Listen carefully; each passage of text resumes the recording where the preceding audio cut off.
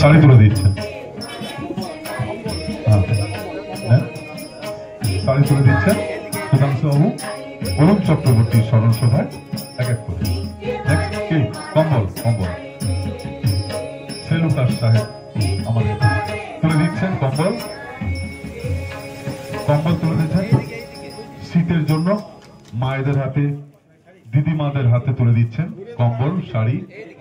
আমাদের ক্ষুদ্র প্রয়াস কবি অরুণ চক্রবর্তীর স্মরণ সভা অনুষ্ঠানে আমরা তুলে দিচ্ছি শাড়ি কম্বল একের পর এক। আপনারা লাইন দিয়ে আসবেন। আমরা শাড়ি দুরন্তদা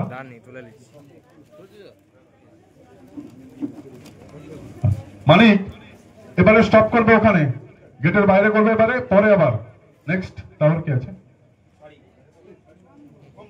কম্বল মৃণালদা কম্বল দেবে, হ্যাঁ প্যাকেটটা দেবে। হ্যাঁ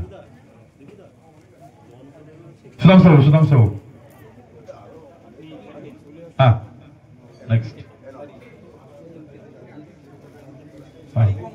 ওইখানে ওই বাগান গোড়ায় থমকে দাঁড়ায় বর্ধমান, মারিয়ে ছাউন পা টেনে নেয় হলুদ বালিয়াড়ি, জল পেরুলেই কদম খণ্ডে বাউল গানের বাড়ি।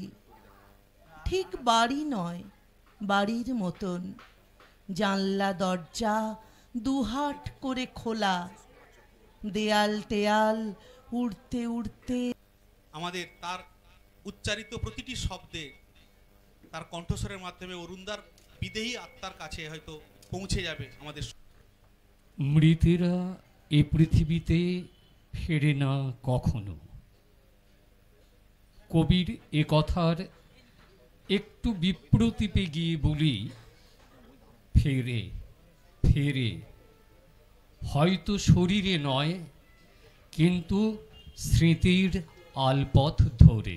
প্রণাম জানাই সদ্য প্রয়াত কবি অরুণ কুমার চক্রবর্তীকে। তার সঙ্গে আমার আলাপ 4 দশকেরও বেশি আগে। একদিন আমাকে দাদা বলল, এক কবির সঙ্গে আলাপ করতে যাবি? আমার এখন মনে নেই জায়গাটা ঠিক কোথায় ছিল, শ্রীরামপুর না তারকেশ্বর, কোনো একটি ইঞ্জিনিয়ারের বাড়িতে। অরুণদা নিজেও ছিলেন একজন ইঞ্জিনিয়ার। বাড়িতে গিয়েছিলাম অরুণদার সঙ্গে আলাপ করতে। তো আলাপ মানে কি, অরুণদাই আড্ডার মধ্যমণি। আমরা মাঝে মাঝে কবিতা পড়বো, অরুণদার সঙ্গে কথা বলবো, এই রকমই কথা ছিল। তো সেভাবেই শুরু হয়েছিল অনুষ্ঠানটা। অরুণদা কবিতা পড়ছিলেন এবং যারা তার সঙ্গে মিশেছেন, কাছাকাছি গেছেন, তারা জানেন যে অরুণদা কিরকম আমোদে লোক। और रवि ठाकुर है तुके इबसे के ग्रामे लिए যাব। গ্রাম তুয়ার লাগবে ভালো, মানুষ মুরা কালো কালো। নমস্কার। প্রথমে আমি বাউল কবি অরুণদাকে আমি প্রণাম জানাই। আর বলি, অনেকগুলো কথা মনে আসছে অরুণদাকে নিয়ে, যাই দু একটা বলি। একটা হচ্ছে, এক জায়গায় উনি লজেন্স দিচ্ছেন, সবাইকে লজেন্স দিচ্ছেন রবীন্দ্র সদনে। আমি বসে আছি, উনি আমার কাছে এসে থমকে দাঁড়ালেন, আমাকে দিচ্ছেন না। তারপর আমি বললাম, দাদা আমারটা, বলতেই সঙ্গে সঙ্গে আবার দিলেন। তারপর থেকেই তো চলতে লাগলো। এখানে আপনাদের সাংবাদিক সম্মেলন হয়েছিল, সেখানে তো আরও ভালোভাবে আমার সঙ্গে ঘনিষ্ঠতা হয়, এখানেই বেশিটা ঘনিষ্ঠতা হলো। সেই জন্য সংবাদ ফোরামের যে সাংবাদিক দীপক বাবুকে অনেক অনেক কৃতজ্ঞতা। আচ্ছা, আমি আর বেশি কিছু বলবো না। সেখানে সন্ধেবেলা নাম কীর্তন হয়, একটা পরিবেশ ভাবনা সেটা তৈরি হয়। ঠিক তেমনি প্রত্যন্ত এলাকায় যদি গান বাজনা সাহিত্য চর্চা হয়, তাহলে দেখবেন মানুষের এই যে হিংসা প্রবৃত্তি, মানুষের ঈর্ষা প্রবৃত্তি, এগুলো দূর হয়ে যায়। কিন্তু খুব দুর্ভাগ্যের বিষয়, হলদিয়ায় কিন্তু সে উন্নয়ন হয়নি। দুরন্তদা কম্বল, এবার বাইরে লাইন দাও, বাইরে। স্মরণ সভা, এই অনুষ্ঠানে এসে এই প্রয়াত কবি সম্বন্ধে অনেক কিছু জানলাম। যার সেই জনপ্রিয় গান শুনেছি, জনপ্রিয় কবিতাগুলো শুনে থাকি, কিন্তু এখানে যেন এই অনুষ্ঠানে তার উপস্থিতি অনুভব করছি। আমি তাকে আবার শ্রদ্ধা জানিয়ে আপনাদের সবাইকে আমার আন্তরিক শ্রদ্ধা, শুভেচ্ছা, অভিনন্দন জানাই। ছোট্ট একটি কবিতা, অমরত্ব। কত পথ বয়ে গেছে অনন্তের সীমানায়, ফেলে যাওয়া ধুলোয় চরণ চিহ্ন আঁকে উদাসী সময়।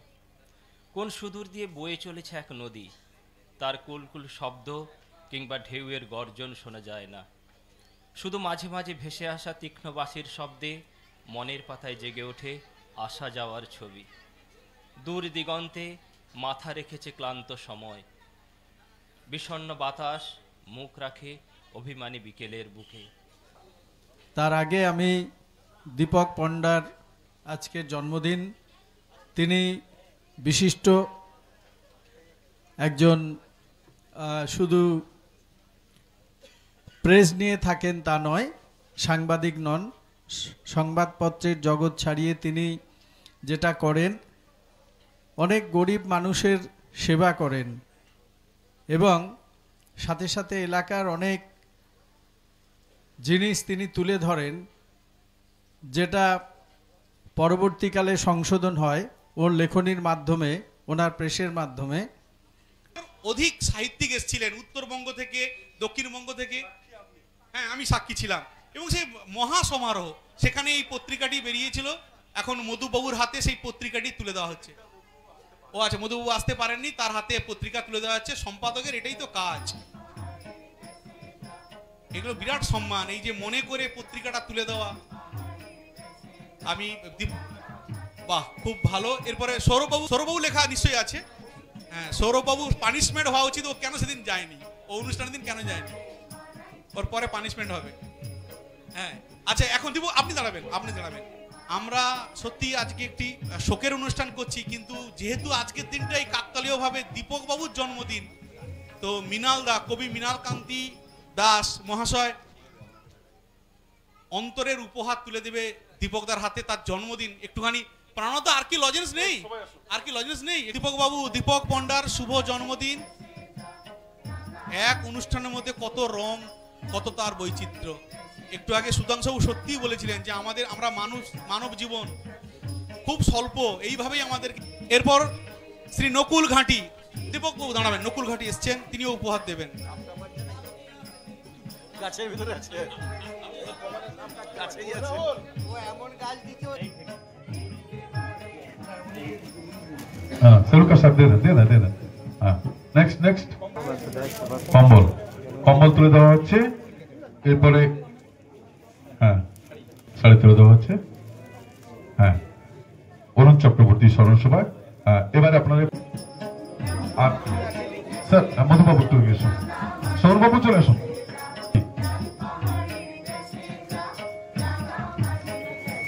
নেক্সট মধুবাবু দিলেন শাড়ি, কম্বল।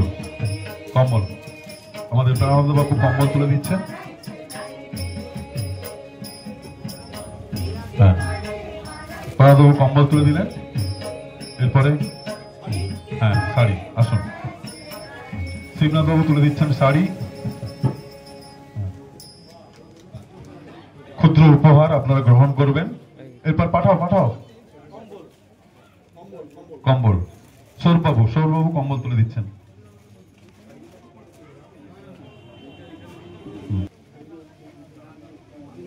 এরপর শাড়ি তুলে দিচ্ছেন মধুবাবু।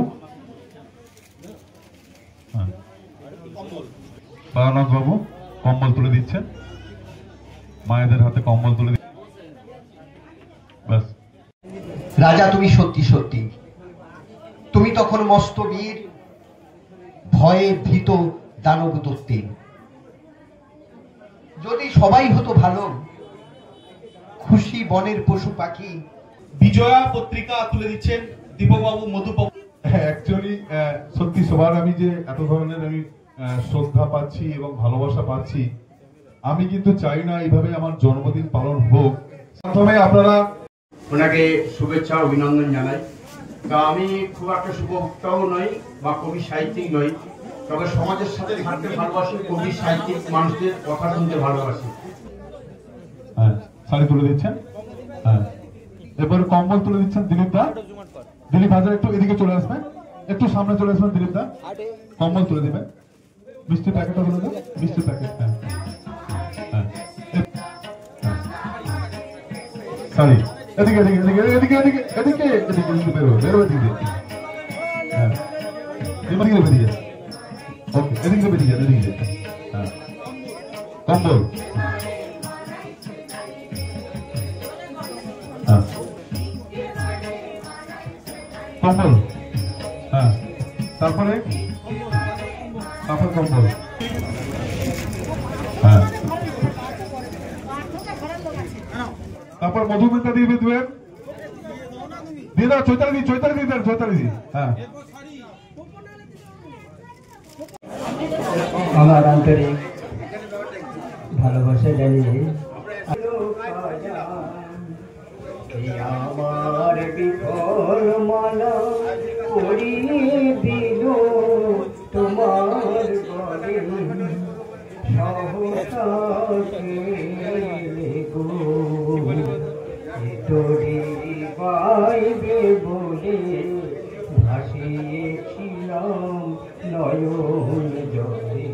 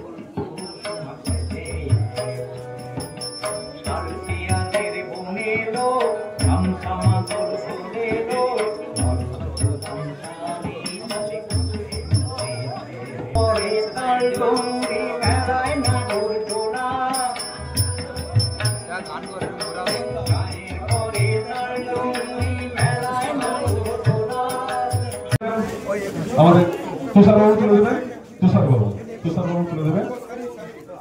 হ্যাঁ, বস্ত্র তুলে দিচ্ছেন। হ্যাঁ, আমাদের ক্ষুদ্র উপহার তুলে দেওয়া হচ্ছে কম্বল। এটা ছবি পান না অচিন্ত। আমাদের উপহার দেওয়া হচ্ছে শ্রদ্ধেয় কবি অরুণ কুমার চক্রবর্তী স্মরণ সভা অনুষ্ঠানে আমরা ক্ষুদ্র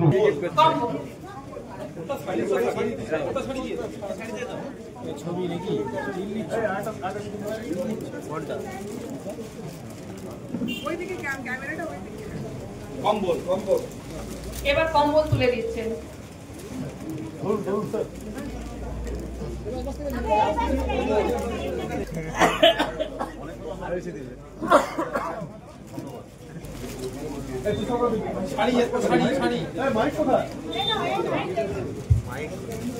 তুষারবাবু তুলে দিচ্ছেন আমাদের ক্ষুদ্র উপহার, একটি শাড়ি তুলে দিচ্ছেন। হ্যাঁ, ঠিক আছে। হ্যাঁ, প্যাকেট, মিষ্টির প্যাকেটও দেবে। হ্যাঁ, এবার শাড়ি তুলে দেবেন মদন বাবু। একটু ওদিকে এগিয়ে যাবেন, মদন বাবুর কাছাকাছি যাবেন। হ্যাঁ, সুকুমার তুলে দেবে। হ্যাঁ, এদিকে আসুন। আসুন, আমার মা আসছেন, কম্বল তুলে দিচ্ছেন আমাদের ক্ষুদ্র। হ্যাঁ, এরপরে পরীক্ষাগারে নিয়ে গিয়ে কেমিক্যাল দিয়ে তবে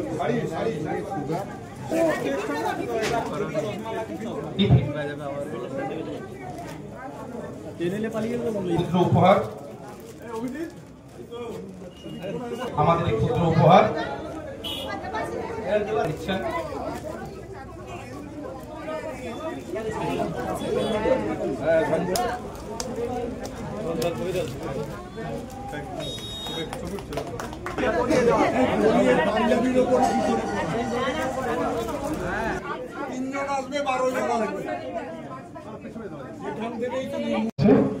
টিভি নাইন বাংলার অচিন্ত বেরাকে দাসের স্মরণ সভা অনুষ্ঠান Arun Kumar smart news Bangla. Smart news Bangla.